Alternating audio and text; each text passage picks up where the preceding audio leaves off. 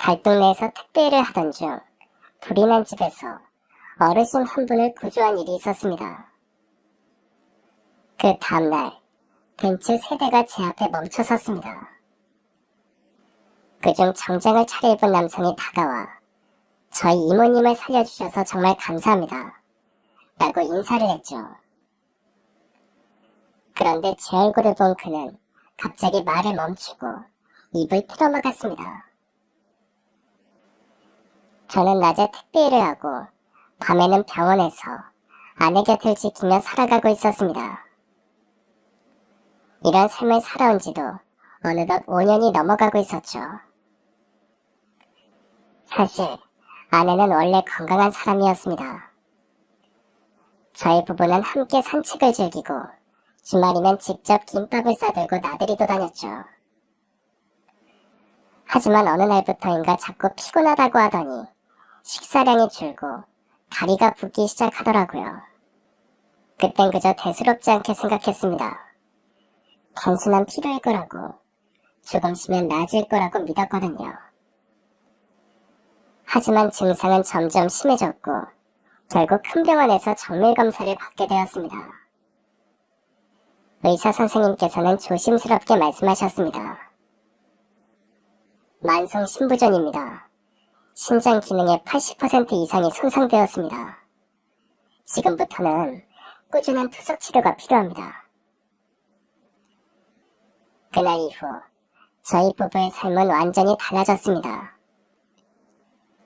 아내는 일주일에 3번 병원에서 몇 시간씩 혈액투석을 받아야 했고 몸은 점점 쇠약해졌거든요.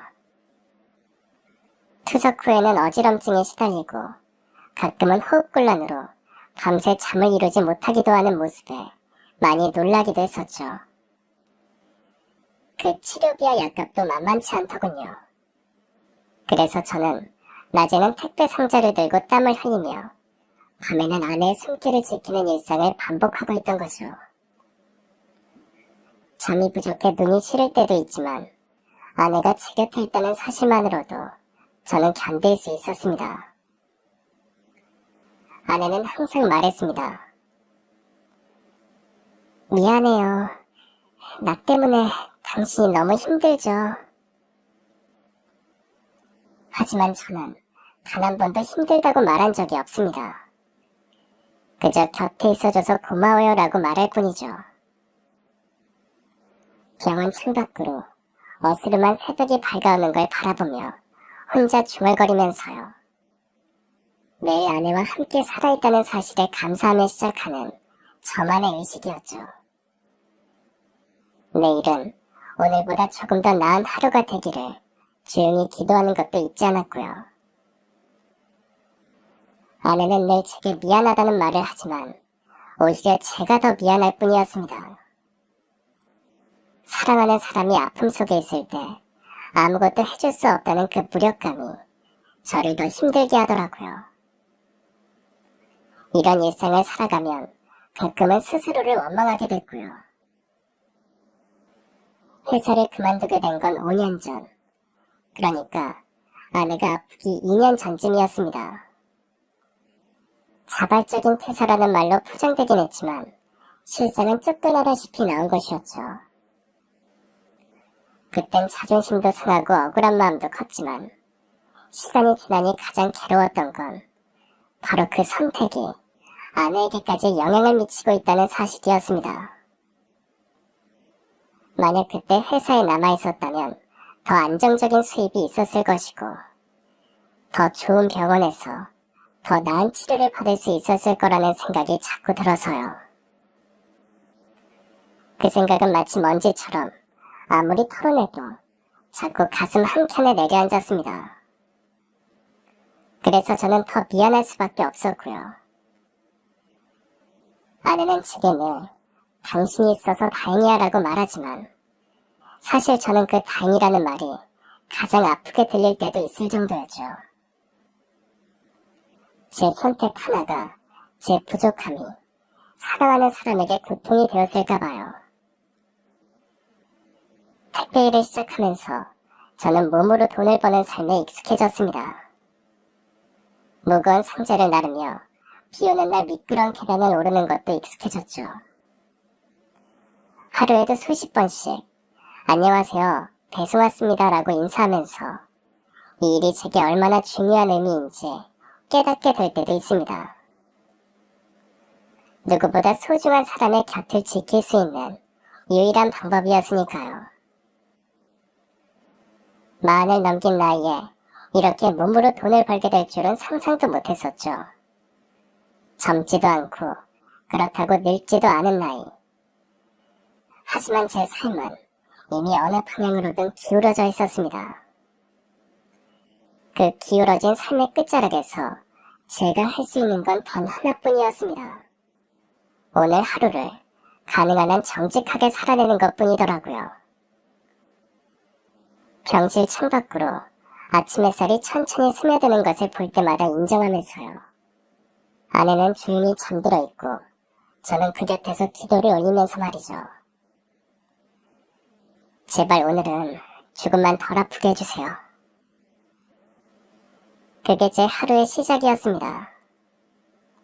그리고 언젠가 아내가 배시시 웃으며 다시 김밥을 싸고 같이 나들이 가자고 말해주는 날이 오기를, 그날에 저는 기다리고 있었던 거죠. 이 사랑이 끝나지 않기를, 이 기다림이 헛되지 않기를 바라면서요. 혹시나 아내의 몸 상태가 갑자기 나빠져 제 곁을 떠날까봐 걱정이 됐거든요. 눈이 부시도록 아름다웠던 아내였기에 제가 천사를 만난 건 줄 착각했던 그때가 자꾸 눈앞에 그려지듯 떠올라 마음이 아프기도 했고요. 처음 아내를 만난 건 햇살이 부드럽던 늦봄의 오후였습니다. 도심 속 작은 도서관, 칡냄새와 먼지가 섞여있는 그 정적의 공간에서 한 여자분이 조심스럽게 책장을 넘기던 모습이 제 눈에 들어오더라고요. 하얀 블라우스에 머리를 반쯤 묶은 채 책 속에 깊이 잠겨있던 아내는 어딘지 모르게 시간이 느리게 흐르는 사람 같았죠. 아내가 읽고 있던 책이 제가 이미 여러 번 읽은 책이었던 게 핑계가 되었고요. 목소리를 몇 번이고 가다듬으며 아내에게 조심스레 말을 건넸습니다. 그 책 마지막 장 넘기기 아쉬우실 거예요. 그 기분 알 것 같아서요. 갑자기 다가가 말을 거는 제 말에 아내는 놀라듯 고개를 들더니 조금은 경계하는 눈빛으로 절 바라보았지만 곧 웃음기 어린 목소리로 대답하더군요. 그런가요? 저는 아직 중반인데 벌써 마지막이 아쉬워지네요. 그 순간이 시작이었습니다. 조심스럽게 시작된 대화는 어느새 2페이지, 3페이지 넘어가듯 자연스레 이어졌죠. 그날 우리는 도서관이 문을 닫을 때까지 자리를 떠나지 않았습니다. 책 이야기를 나누고 좋아하는 영화와 음악을 이야기하며 아내와 나, 각자의 조용한 세계가 조심스레 문을 열고 서로를 초대했던 것 같습니다.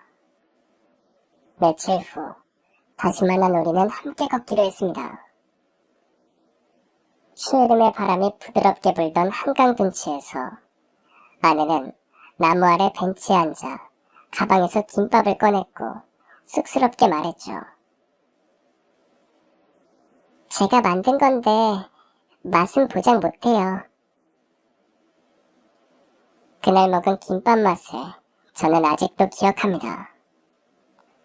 단무지의 아삭한 소리, 약간 짠맛이 나던 햄, 그리고 무엇보다 그 김밥을 싸며 아내가 얼마나 고민했을지, 얼마나 저를 생각했을지 그 마음이 느껴졌거든요.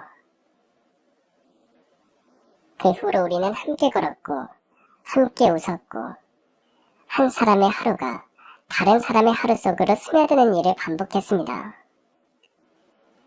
평범한 날들 속에서 아내는 제게 특별함이 되었고 저는 아내의 사소한 불안과 웃음을 모두 기억하려 했었죠. 아내와 함께한 계절이 쌓이며 우리의 사랑은 서서히 그러나 단단하게 자라났습니다. 무언가를 뜨겁게 고백하지 않아도 손을 잡는 그 짧은 순간 안에 모든 마음이 담겨 있었으니까요. 어느 겨울날 눈 내리는 공원에서 제가 조심스럽게 말했죠. 평생 김밥은 당신이 싼 거로만 먹고 싶어요.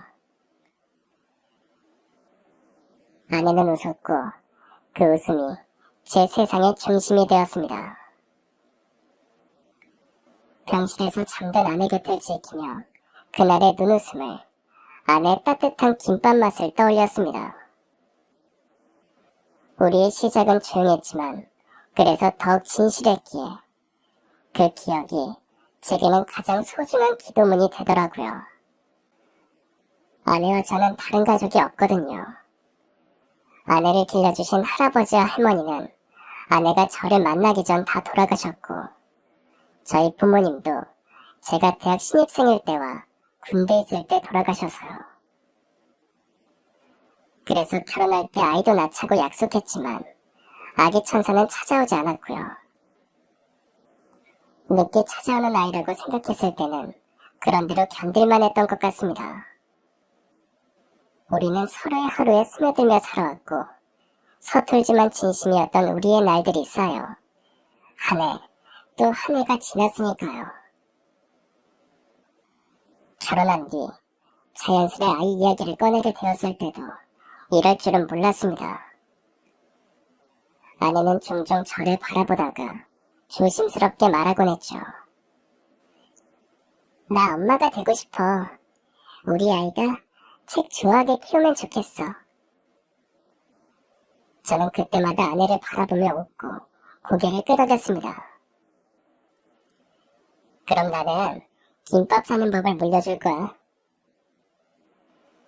하지만 시간이 지나도 아이는 오지 않더라고요. 병원 문을 몇 번이나 드나들며 서로를 다독이고 기다렸지만 결국 의사의 말은 조심스러웠습니다. 원인을 명확히 말하긴 어렵지만 자연 임신은 쉽지 않으실 겁니다. 아내는 그날 아무 말도 하지 않았습니다. 진료실을 나와 집으로 돌아오는 내내 창밖만 바라보던 아내는 그날 밤 제 품에서 조용히 울 뿐이었죠. 입을 양 다물고 소리 없이 흐르던 눈물이 제 가슴을 찢더군요. 미안해. 아내가 처음으로 저에게 그렇게 말했을 때 전 세상이 잘못된 줄 알았습니다. 아무도 미안할 필요 없는데, 아무도 탓도 받을 일이 아닌데 아내가 미안해하니까요. 그날 이후 아내는 자신을 점점 더 작게 만들더군요. 꽃을 좋아하던 그녀가 꽃집 앞을 지나쳤고 아기 울음소리에 눈을 피했고 다정하게 손잡고 걷는 가족을 보면 발걸음을 멈추는 게 느껴졌습니다. 그런 아내의 손을 제가 더 꼭 붙잡았습니다. 당신 하나면 돼. 우리 둘이면 충분해. 제가 그렇게 말을 전할 때마다 아내는 고개를 끄덕이며 웃었지만 그 미소 안에 스며든 슬픔을 저는 알아차릴 수밖에 없었습니다. 그러던 어느 날 아내는 계속 피로를 호소했고 어지러움과 메스꺼움, 체중 감소까지 나타났습니다. 만성 신부전이라는 검사 결과는 차가웠고요. 이미 심장 기능의 대부분이 손상된 상태였고 치료를 더는 미룰 수 없는 상황이라 바로 투석 치료가 시작됐습니다. 처음엔 받아들이기 어렵더라고요. 투석이라는 단어는 너무 무겁고 아내의 작은 몸이 주사바늘과 기계에 의지해야 한다는 사실이 참을 수 없이 아팠거든요. 그러나 아내는 그 속에서도 꿋꿋하게 이겨내려 하더군요. 내가 쓰러지면 당신만 남잖아. 난 그게 더 싫어. 아내의 그 말 한마디에 저는 다짐했습니다. 무너지는 날이 와도 그날은 나 혼자 무너져야 한다고 말이죠. 저는 낮에는 택배를 나르는 일을 하면서도 아내를 위해 견뎠습니다. 이른 새벽부터 도시 곳곳을 다니며 물건을 전하고 해가 지면 병원으로 달려가고요. 아내가 투석받는 동안 곁에 앉아 책을 읽어주고 손을 잡고 조용히 기도했습니다. 아내가 투석을 마치고 침대에 누우면 저는 그날 그녀가 먹은 음식을 살펴보고 체온을 확인하고 말없이 아내의 발을 주물러 주었습니다. 그리고 잠든 아내의 숨결에 귀를 기울이며 다시 한번 다짐하면서요. 나는 여전히 당신의 김밥을 기다려. 그리고 당신이 깨어있는 그 모든 날 당신 곁에 있을게. 우리는 여전히 둘뿐이었으니까요. 하지만 그 둘 안에는 아이를 품고 싶어 했던 여인의 모든 꿈과 그 꿈을 껴안고 살아가는 남자의 모든 사랑이 담겨있기에 충만하다고 생각했습니다. 밤은 길고 병실의 시간은 느리게 흐르지만 그 느린 시간 속에서도 아내는 여전히 저에게 가장 따뜻한 봄날이었죠. 아내가 제 곁에 있기에 저는 모든 것을 해낼 수 있다고 믿고 있었고요. 그러던 어느 날, 다른 날과 다르지 않게 무거운 택배를 들고 달동네 언덕길을 오르내리던 중이었습니다. 그때 갑자기 맞은편 집에서 검은 연기가 피어오르기 시작하더군요. 불이야 하는 외침과 함께 사람들의 발걸음이 분주해졌고 저는 고민할 틈도 없이 그 집으로 달려갔습니다. 그 순간 집 안을 바라보던 어르신 한 분이 다급한 목소리로 외치시더군요. 저 안에 사람이 있어요. 혼자 사시는 분이에요. 그 말을 듣는 순간 심장이 쿵 내려앉는 느낌이 들었습니다. 머릿속이 복잡해질 틈도 없이 저는 무거운 택배 상자를 길가에 내려놓고 그 집 대문을 향해 전속력으로 달려들었습니다. 다행히 문은 잠겨있지 않았고 문고리를 잡자마자 미처 망설일 새도 없이 밀어젖히고 안으로 들어서자 매캐한 연기가 눈과 코를 찔렀습니다. 숨이 턱 막힐 정도로 공기가 탁하더군요. 연기로 인해 앞이 잘 보이지 않았지만 양팔로 얼굴을 가린 채 바닥을 더듬으며 안으로 들어섰습니다. 온몸에 연기가 젖어들 듯 스며드는 것을 느끼면서도 머릿속엔 단 하나, 살려야 한다는 생각밖에 없었기에 꼼꼼히 살피기 시작했죠. 몇 걸음 안 되는 거리를 기어가듯 지나 방문을 밀었을 때 흐릿한 연기 너머로 바닥에 쓰러져 있는 어르신의 실루엣이 보이기 시작하더군요. 방 안에는 연기에 질질해 의식을 잃은 어르신 한 분이 쓰러져 계셨습니다. 저는 지체할 것 없이 그분을 업고 집 밖으로 빠져나왔고 다행히 그 사이 구조대가 도착해 어르신은 목숨을 구하실 수 있겠더라고요. 연기가 자욱한 대문 밖으로 나오자마자 이웃들이 안도의 숨을 내쉬며 저를 둘러싸는 것이 보였습니다. 정신을 차리고 보니 등이 앞인 어르신의 숨소리가 희미하지만 살아있다는 걸 말해주고 있었습니다. 허둥지둥 대문을 넘어 나온 순간 마치 그제야 긴장이 풀린 듯 다리에 힘이 풀려 주저앉고 말았죠. 하지만 그럴 시간도 없다는 듯 구조대원이 저에게 다가와 어르신을 급히 들것에 옮겼고 구급대원이 곧바로 응급처치를 시작했습니다. 업고 나온 어르신을 무사히 구조대원에게 넘긴 순간 손이 덜덜 떨리기 시작하더군요. 누군가 제 어깨를 툭툭 두드리며 정말 대단하세요라고 말했지만 그 말이 귀에 제대로 들어오진 않았습니다. 조금 전까지 삶과 사의 경계에 있던 순간이 꿈처럼 아득하게 느껴질 뿐이었죠. 하지만 멍하니 서 있을 시간이 없었습니다. 진이 빠져 그대로 길가에 주저앉아 연기로 얼룩진 손등을 멍하니 바라보다 문득 길 한쪽에 가지런히 놓아두었던 택배 상자들이 떠올랐거든요. 길가에 내려놓았던 택배 상자가 떠오르는 그 순간 다시 일어서야겠더군요. 정신 차리자 스스로에게 되뇌이며 천천히 몸을 일으켰습니다.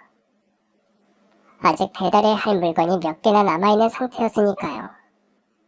땀과 제가 뒤섞인 셔츠를 툭툭 털며 어깨끈을 다시 고침했습니다. 손은 여전히 떨리고 있었지만 택배 바구니를 다시 들었을 땐 이상하게도 마음이 차분해지더군요. 방금까지 불길 속에 있었던 사람이 맞나 싶을 정도로요. 마치 한참 동안 다른 세상에 있다가 다시 내 자리로 돌아온 기분이랄까요. 그렇게 저는 평소처럼 다음 주소지를 확인하고 조용히 골목을 걷기 시작했죠. 그날 남은 배달을 마치기까지 제 발걸음은 어쩐지 더 단단해졌습니다. 어르신을 구해낸 자부심 때문이었을까요? 아니면 그저 또 다른 이웃에게 무언의 위로가 되고 싶어서였는지 모르겠습니다. 저녁 무렵 마지막 배송지를 지나 돌아오는 길에 바라본 하늘은 어느새 붉게 물들었고 골목 끝 어귀에서 아이들이 까르르 웃으며 뛰어노는 모습이 보이더군요. 마치 아무 일도 일어나지 않았던 것처럼 말이죠. 그 평범한 풍경이 그렇게나 따뜻하게 느껴졌습니다. 저는 조용히 속삭이며 그 달동네를 내려왔어요. 오늘도 무사히 참 다행입니다. 몸은 연기로 검게 그을리고 온몸이 땀에 젖었지만 그날 밤 집에 돌아와 아내 얼굴을 보니 모든 피로가 사라지는 듯 하더라고요. 아내는 제 얼굴을 보며 걱정스러운 눈빛으로 물었습니다. 오늘은 또 무슨 일이 있었어요? 오늘 택배 배달을 하다가 우연히 부인한 집을 지나게 됐거든. 안에 계신 어르신이 빠져나오지 못하고 계시더라고. 아내는 말없이 듣다가 제 손을 꼭 잡고 눈시울을 붉혔습니다. 아무 말 없이 한참 동안 제 손을 잡은 채 눈빛으로 모든 감정을 전하고 있더군요. 손끝으로 전해지는 아내의 따뜻한 체온 속에서 저는 방금 전까지의 불길과 연기, 그 긴박한 순간들이 조용히 식어가는 것을 느꼈습니다. 아내는 천천히 숨을 내쉬더니 조용한 목소리로 말하더군요. 당신이 그 시간에 그곳을 지날 수 있었던 건 정말 다행이에요. 그런 상황에서 망설이지 않고 뛰어들 수 있는 사람 세상에 많지 않잖아요. 아내의 말 한마디 한마디에는 감탄보다 걱정이, 자랑보다 안도의 감정이 더 많이 담겨있다는 게 느껴졌습니다. 그러더니 제 손을 살피며 말없이 손등에 묻은 검댕을 조심스레 문질러 닦아주더군요. 그러다 손을 멈추고 살짝 떨리는 목소리로 속삭였습니다. 당신이 다치지 않아서 정말 다행이에요. 나는 당신 없으면 안 되니까. 아내의 그 말에 왠지 모르게 목이 메어 대답을 할 수 없었습니다. 대신 고개를 끄덕이며 그녀의 이마에 조심스럽게 이마를 맞댔죠. 아내의 따뜻한 이마 온기가 저에게도 전해졌습니다. 그 온기는 세상 어느 난로보다도 깊고 부드럽게 제 마음을 감쌌고요. 그러고 아내는 주방으로 가 작게 물을 데우기 시작했습니다. 잠시 후 김이 모락모락 나는 작은 대야와 수건, 연고, 그리고 찻잔 하나를 들고 와 식탁 위에 올려놓더군요. 그리고는 저를 바라보며 조용히 말했습니다. 이거 좀 닦고 차도 한 잔 마셔요. 오늘처럼 마음 졸였던 날은 없었어요. 아내는 조심스레 제 손등을 닦고 땀과 그을음이 묻은 제 얼굴까지 정성스럽게 닦아주었습니다. 마치 어린아이를 다루듯 너무나도 다정하고 섬세한 손길이었죠. 그러면서도 아내는 끝내 눈시울을 붉힌 채 말을 잇지 못했습니다. 저는 그때 비로소 알았습니다. 오늘의 그 선택이 단순히 누군가를 살려낸 용기에서 끝나는 것이 아니라 누군가의 사랑과 두려움 속에서도 무언가 깊이 연결되어 있다는 것을요. 잠시 후 아내는 저에게 따뜻한 유자차를 건네며 말했습니다. 내일도 무사히 다녀와요. 택배든 뭐든 난 당신이 안전한 게 제일 먼저예요. 그 말 한마디에 모든 피로가 사르르 녹아내리는 듯한 느낌이더군요. 저는 첫 잔을 두 손으로 감싸 안고 말없이 고개를 끄덕였습니다. 밖에는 여전히 바람이 불고 있었지만 그 순간 집 안은 세상 그 무엇보다 평온하고 따뜻하게 느껴졌습니다. 그날 밤 아내와 마주 앉아 조용히 유자차를 마시던 그 장면은 제 인생의 어느 화려한 순간보다 오래도록 마음에 남게 되었고요. 유자차의 향이 방 안 가득 퍼졌고 우리는 무언의 온기를 나누며 그렇게 앉아있었을 뿐이었죠. 말은 많지 않았지만 말보다 더 깊은 이해가 눈빛과 숨결 사이를 오가고 있었습니다. 저는 아내의 마른 손을 조심스레 잡았습니다. 시간이 갈수록 점점 말라가는 손. 하지만 여전히 따뜻했고 여전히 저의 것이었죠. 우리는 서로를 위해 이 세상에 남은 유일한 존재였으니까요. 아이도 부모도 형제도 없이 오직 둘이 만든 작은 세계. 그것이 저희 가정이었죠. 그 안에서 서로가 서로에게 집이자 불빛이자 마지막 항구가 되었다고 느꼈습니다. 아내는 투석을 받으러 가는 날이면 언제나 저보다 더 담담한 얼굴을 하고 있었지만 저는 아내의 손을 잡을 때마다 느낄 수 있었습니다. 아내가 얼마나 두려운지, 얼마나 외롭지 않으려고 애쓰고 있는지를 말이죠. 당신이 웃으면 난 하루 종일 버틸 수 있어요. 그 말은 어느 날 병원에서 돌아오는 길에 제가 아내에게 했던 말이었습니다. 그 말을 들은 아내는 고개를 숙인 채 웃었고 한참 뒤에야 조용히 속삭였죠. 그럼 오늘은 좀 많이 웃어야겠네. 우리는 그렇게 서로를 지탱하며 살아가고 있었습니다. 바깥 세상은 여전히 거칠게 돌아가고 내일도 저는 또다시 무거운 짐들을 나르겠지만 밤이 되어 이 집에 돌아오면 아내가 있고 따뜻한 유자차가 있고요. 저를 바라보며 수고했어요 라고 말해주는 아내의 그 눈빛이 있으니까요. 아내가 점점 더 자주 피곤해하고 가끔은 아무 말 없이 누워있을 때도 있었지만 제가 문을 열고 들어오는 순간 미소 짓는 걸 잊지 않더군요. 그리고 저는 하루하루 조금씩 무너지는 아내를 더 단단히 끌어안으며 이 시간을 오래도록 기억하려고 애썼던 것 같습니다. 그날 밤도 우리는 창밖에 부는 바람 소리를 들으며 조용히 누웠습니다. 제 손은 여전히 아내의 손을 꼭 쥐고 있었고 아내는 눈을 감은 채 중얼이듯 말했죠. 당신 덕분에 매일이 마지막 같지 않아서 좋아요. 저는 대답 대신 아내 이마에 가볍게 입을 맞췄습니다.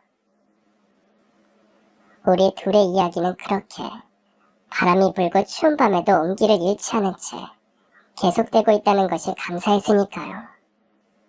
비록 세상은 우리에게 많은 것을 주지 않았지만 우리에게는 서로가 있었고 그것은 어떤 기적보다도 귀한 일이라는 사실이 늘 고마웠습니다.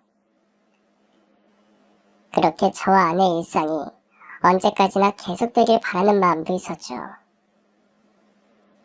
그리고 다음날 아침 뜻밖의 일이 벌어졌습니다. 출근을 하려 배달할 구역의 택배를 모두 실은 뒤 택배차에 오르려던 찰나 검은색 벤츠 한 대가 조용히 제 앞에 멈춰섰습니다. 차량은 윤기나는 광택을 머금고 있었고 번호판조차 범상치 않은 분위기를 풍겼죠. 누구지 싶던 그때 마치 신호라도 받은 듯 그 뒤로 벤츠 2대가 더 줄지어 영업소 안으로 들어왔습니다. 세 대의 차량은 나란히 정렬된 채 잠시 시동만 걸려 있었을 뿐인데 그 압도적인 정적 속에서 주인은 마치 숨을 죽인 듯 고요해졌습니다.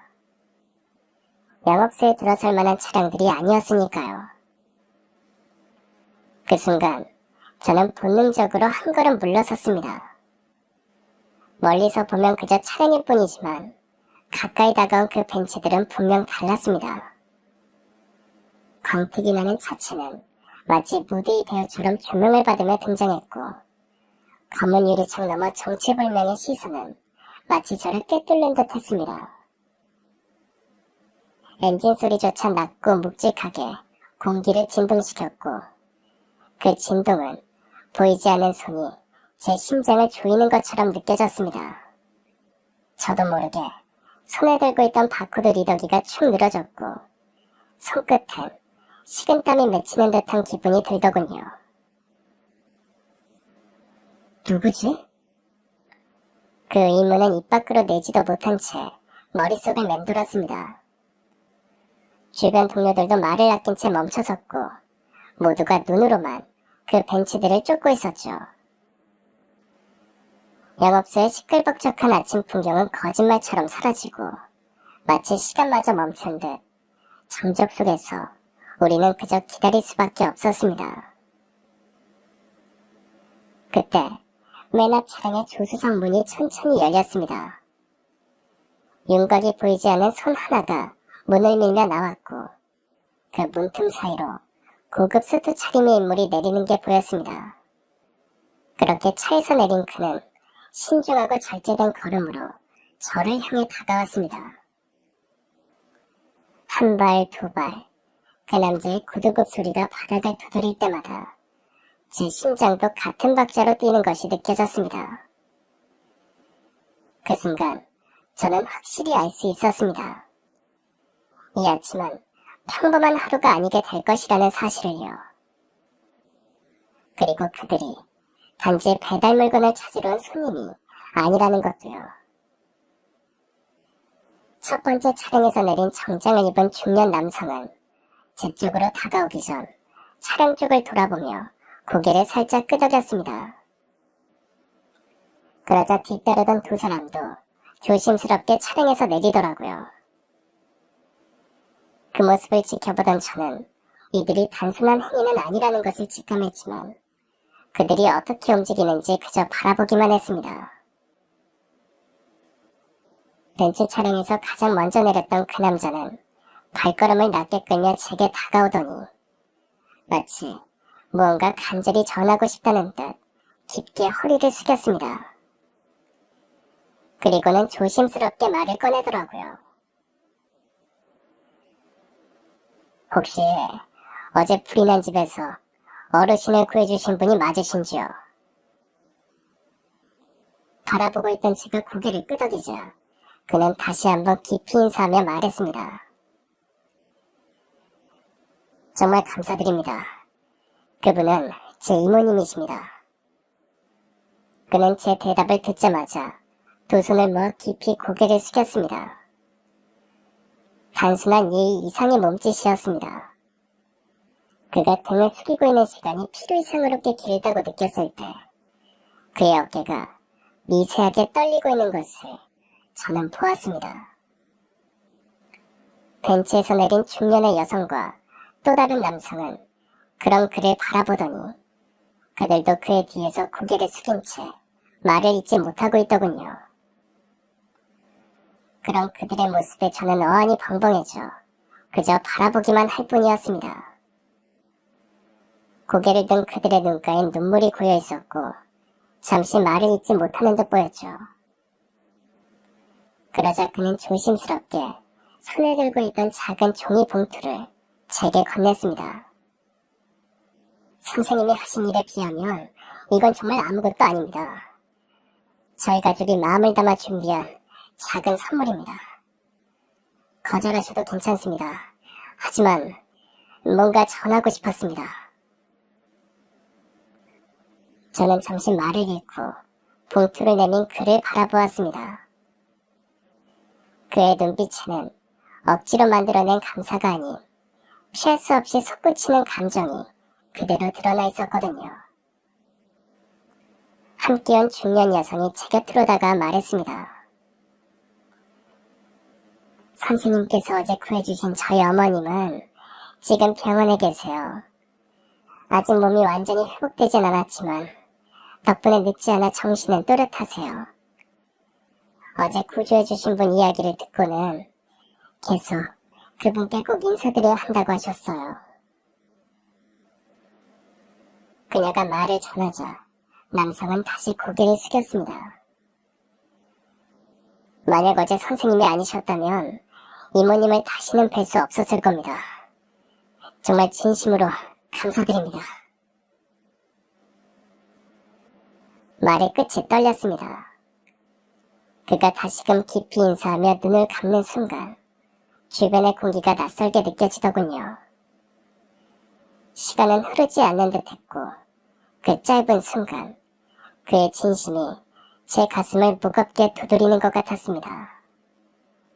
그건 단순한 감사 인사가 아니라 생명을 구해준 누군가에게 건네는 존재에 대한 경이라고 느껴졌습니다. 이런 거창한 인사를 바라고 한 일은 아니었지만 숙연한 마음이 들더군요. 연신 고개를 숙이며 인사를 하던 남자는 이내 저와 눈을 맞추며 악수를 청했습니다. 그런데 그 순간 그는 제 얼굴을 보자마자 놀란 듯 입을 틀어막고 말문을 잃더군요. 그의 눈엔 놀라움, 죄책감, 그리고 복잡한 기억들이 뒤섞인 감정들이 부스란히 비쳐 있었습니다. 잠시 후 그는 떨리는 목소리로 제 이름을 불렀습니다. 혹시 예전 그 품질관리팀의 박 과장님이 아니십니까? 그 말에 저 역시 놀랐습니다. 오래도록 불리지 않던 제 직책이 입 밖으로 나오자 모든 것이 한순간에 혼란스럽게 휘몰아쳤습니다. 그를 자세히 바라보던 저는 이내 알아보겠더라고요. 그는 5년 전 제가 근무하던 회사의 후배였던 인물이었죠. 당시 신입이었던 그는 큰 실수를 저질렀고 저는 그 책임을 대신 지고 조용히 퇴사했었습니다. 남자는 한참을 제 얼굴을 바라보다 고개를 떨고 왔습니다. 잠시 그의 눈가가 젖어 있었던 것을 저는 분명히 보았습니다. 과장님이 회사를 그만두신 그날 이후 전 매일 악몽을 꿨어요. 과장님이 웃으며 회사 문을 나서던 모습이 자꾸 떠오르더라고요. 그의 목소리는 갈라졌고 한동안 말을 잇지 못했습니다. 저도 한숨을 내쉰 뒤 그의 말에 천천히 고개를 끄덕였습니다. 나도 그날을 잊지 못해. 자네가 한 실수 누구나 한 번쯤은 겪을 수 있는 일이었지. 하지만 회사는 그걸 빌미 삼아 누군가를 치유로 했던 거야. 그에게 말을 하는 동시에 그때의 기억이 조용히 되살아났습니다. 그 일은 정말 일을 하다 보면 누구나 겪을 수 있는 사소한 실수에서 시작됐습니다. 품질 검수 과정에서 데이터가 누락된 작은 일이었죠. 하지만 그 작은 균열은 순식간에 커졌고 곧 전사적인 문제로 확대되는 분위기가 조성되더라고요. 감사팀이 곧장 움직였고 누구 하나 입을 열지 않은 분위기 속에서 저는 품질관리팀의 책임자로서 결단을 내려야만 했습니다. 신입사원의 실수였지만 조직의 신뢰를 지키기 위해 누군가 책임을 져야 했던 것이죠. 하지만 그건 어디까지나 단지 표면적인 이유였을 뿐이었습니다. 진짜 이유는 따로 있다는 걸 그때 모두가 알고 있었습니다. 그 회사에는 제가 몸담고 있던 품질관리팀의 성과를 눈의 가시처럼 여기던 임원이 있었거든요. 그 임원의 조카가 막 기획실로 들어왔고 그는 조카를 빨리 승진시켜야 한다며 노골적으로 인사권을 휘두르려 했다는 걸 모르는 사람이 없을 정도였습니다. 그런데 마침 제가 맡은 프로젝트가 전사적으로 인정을 받으면서 본부장급 승진 이야기까지 돌기 시작한 겁니다. 그 순간부터였어요. 회의 때마다 제 보고서는 반려됐고 사소한 일에도 끊임없는 지적이 이어졌습니다. 그리고 마침내 그 실수가 터진 거죠. 그들은 기다렸다는 듯 저를 끌어내리려 했고 조용히 퇴사하는 조건으로 사건을 덮어주겠다고 회유했습니다. 저는 이미 모든 흐름을 알고 있었기에 더는 발버둥 치지 않기로 했죠. 그저 팀원들, 특히 그 신입사원에게 피해가 가지 않기를 바랐을 뿐이었죠. 그 후 아무도 저에게 연락하지 않았고 회사는 아무 일 없던 듯 다시 돌아갔습니다. 그 이후로 저는 그 분야 어디에서도 다시 일할 수 없게 되었고요. 무능력하게 쫓겨난 과장이라는 꼬리표가 붙은 사람을 어느 회사도 받아주려 하지 않았으니까요. 그렇게 그 분야를 떠난 지 어느덧 5년이 흘렀습니다. 남자는 제 앞에서 떨리는 손으로 첫 잔을 들었습니다. 전 과장님이 회사에서 그렇게 나가실 줄은 정말 몰랐습니다. 전 전부 제 탓이라 생각해서 인사팀에 다 말했는데 아무도 안 들어주더라고요. 저는 그 말에 고개를 저었습니다. 아니야, 자네 탓이 아니었어. 누구나 그런 실수는 할 수 있어. 그건 절대 내가 퇴사한 이유가 아니야. 그러니 자책하지 마. 애초에 내가 그 자리에 너무 오래 있었던 게 문제였던 거야. 잠시 정적이 흘렀고 우리는 서로의 시간을 나누듯 말없이 앉아 있었습니다. 그때를 떠올리면 너무도 괴로웠던 시간들이 스쳐 지나가더군요. 그리고 저는 문득 깨달았습니다. 흘러간 시간도 그 안에 맺힌 억울함도 이렇게 다시 만난 사람들과 함께라면 비로소 말이 되고 상처를 치료해주는 이야기가 된다는 것을요. 그 깨달음이 마음을 다스려주는 듯했고 제 안에 잠겨있던 무언가가 조금씩 녹아내렸습니다. 그런 제 앞에 그가 조심스레 말을 이었습니다. 도저히 용납이 안 돼서 과장님 나가신 이후 저도 회사를 그만뒀습니다. 그는 회사를 나온 뒤 사촌과 함께 작은 사업을 시작했다고 했습니다. 남자의 말에 저는 잠시 눈을 감게 되더군요. 나라는 사람의 선택 하나가 또 다른 누군가의 삶을 어떻게 뒤흔들 수 있는가. 그 깊은 파장을 그제야 실감할 수 있었거든요. 그는 담담히 말을 이어갔습니다. 처음엔 뭐라도 해야겠다는 심정이었어요. 그때 사촌이랑 둘이 맨손으로 시작했죠. 아무 자본도 없었고 기술도 없었지만 단 하나 버틸 각오만은 있었어요. 그의 사촌은 요식업 쪽에서 오래 일해온 사람이고 그는 품질관리와 데이터 기반 의사결정에 익숙한 사람이었답니다. 전혀 다른 두 세계였지만 그 안에는 신뢰와 꾸준함이라는 공통점이 있었던 거죠. 처음엔 배달 전문 수제버거 가게를 열었어요. 상호는 정직한 한 입이었고요. 말 그대로 거짓 없이 정직하게 만들자는 뜻이었죠. 직접 재료를 고르고 매 새벽마다 시장에 나갔습니다. 사촌은 주방을 맡고 저는 포장, 배달, 고객 응대를 맡았죠.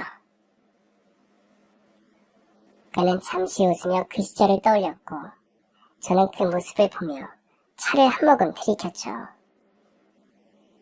그런 저를 바라보던 그가 다시 입을 열었습니다. 첫 달엔 하루에 주문이 5건도 안 됐어요. 너무 절망적이었죠. 하지만 고객 한 명 한 명에게 손편지를 넣고 리뷰 하나하나에 진심을 담아 답하니 조금씩, 정말 조금씩 사람들이 알아주기 시작했어요. 특히 어느 블로거가 후기를 올린 뒤엔 하루에 50건이 넘는 주문이 들어왔죠. 가게가 진짜 움직이기 시작한 건 그때부터였어요. 꿈꾸는 것 같았죠. 그가 조용히 덧붙였습니다. 제가 그렇게 할 수 있었던 건 잠시였지만 과장님과 일하며 배운 게 있었기 때문이에요. 그는 그 시절을 이야기할 때 마치 뜨겁게 타오르던 한여름을 회상하는 듯한 눈빛을 띠고 있었습니다. 손에 작은 흉터가 남아있었는데 새벽마다 채소 손질을 하다 생긴 것이라 하더군요. 그렇게 장사가 잘 되기 시작한 이후 1년 만에 두 번째 지점을 냈고 3년째 되는 해에는 브랜드를 확장하자는 프랜차이즈 요청도 받았습니다. 하지만 우린 외형 확장을 하지 않았죠. 과장님이 그러셨잖아요. 규모를 키우는 것보다 내실을 다지는 게 전략이 될 거다라고요.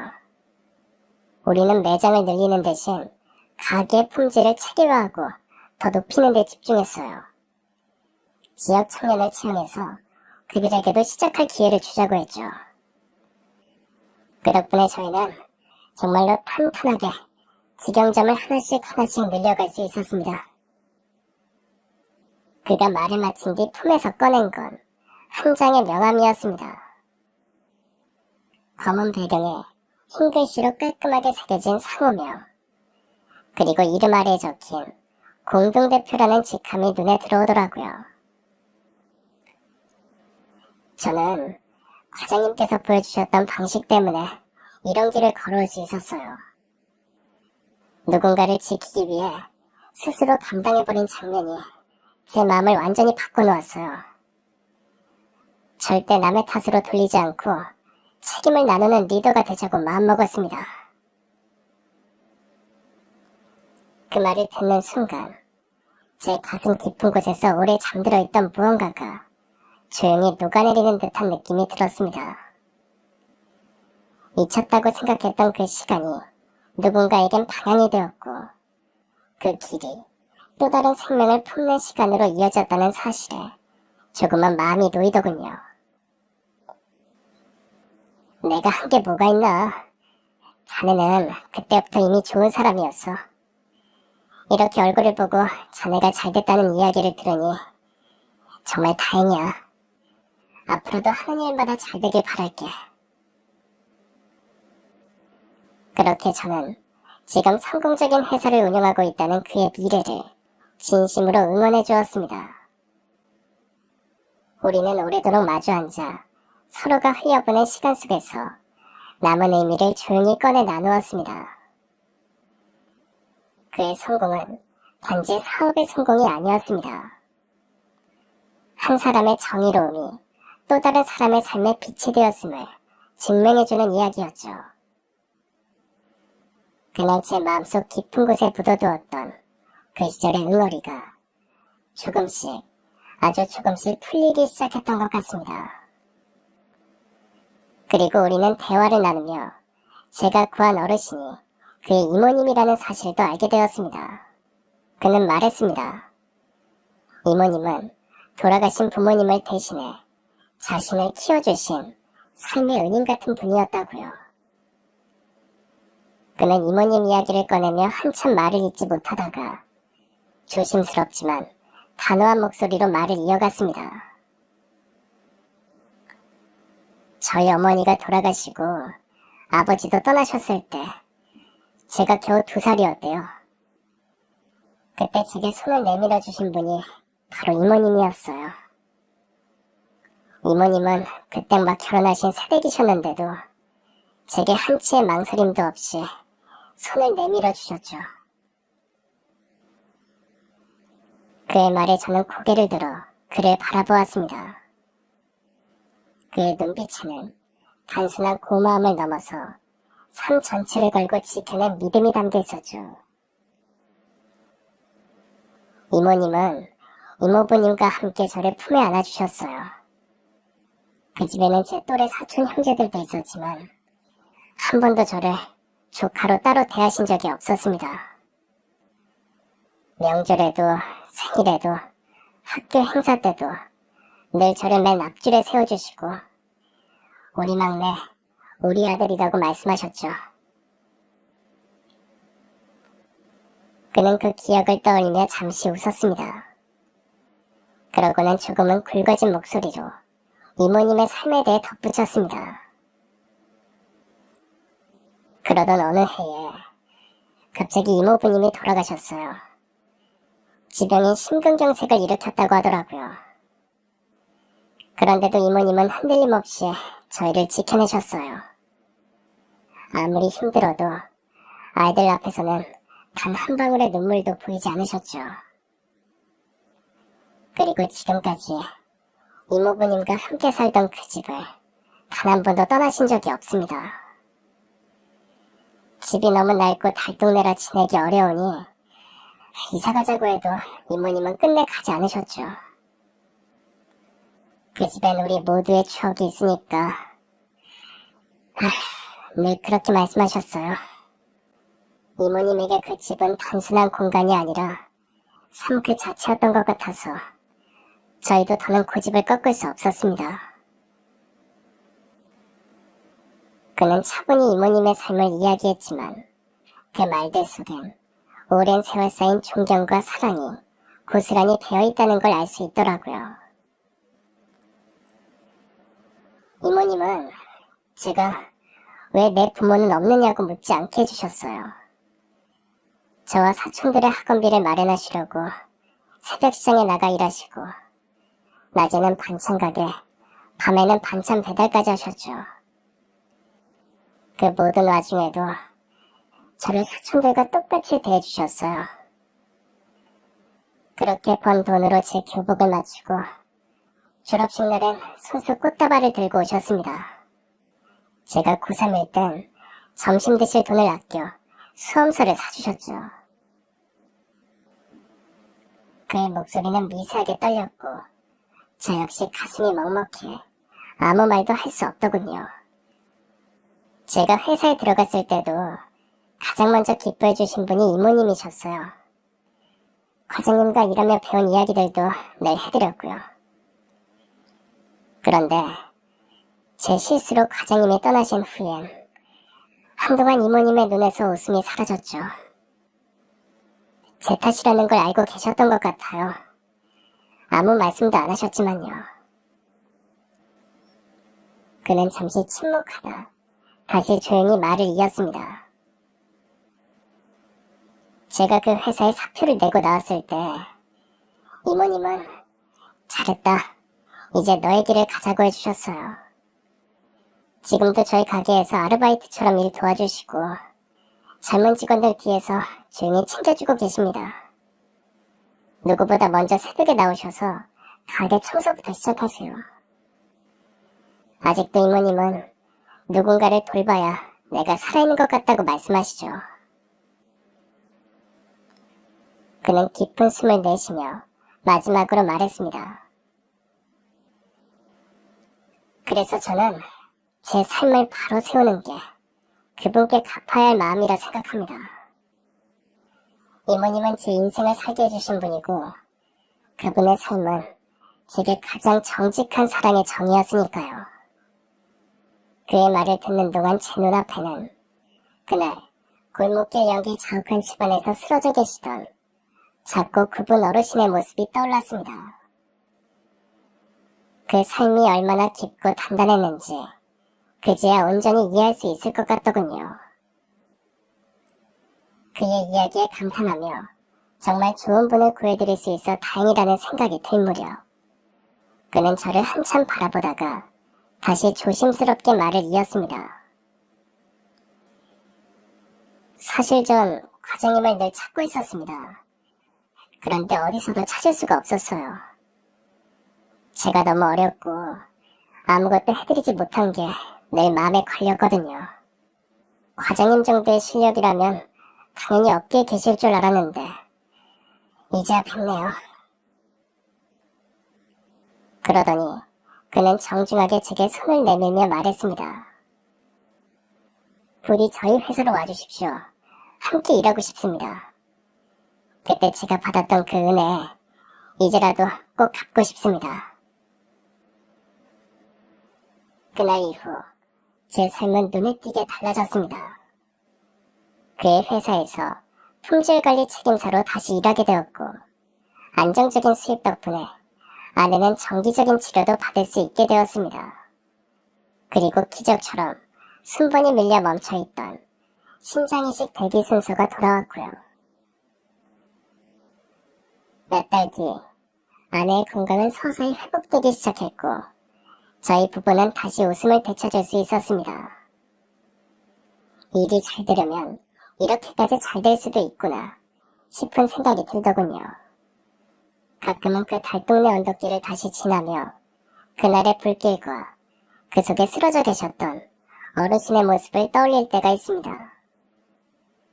그리고 조용히 되새깁니다. 어떤 선행은 예상치 못한 방식으로 결국 다시 우리의 삶을 비추며 돌아온다. 모두가 그렇게 조금씩 서로에게 기대며 살아가는 것이다. 저와 지금의 사장님을 회사에서 내몰았던 그 임원과 그의 조카는 결국 횡령과 배임으로 감옥에 갔다는 소식을 들었습니다. 악행 또한 결국 되돌아오는 것 같습니다. 그러니 여러분, 선한 마음이 언젠가 반드시 돌아올 수 있도록 살아가시길 바랍니다. 그 선한 마음이 서로를 지켜줄 테니까요. 그럼 지금까지 사연 들어주셔서 감사합니다. 사연이 재밌으셨다면 구독과 좋아요 부탁드려요. 감사합니다. 안녕히 계세요.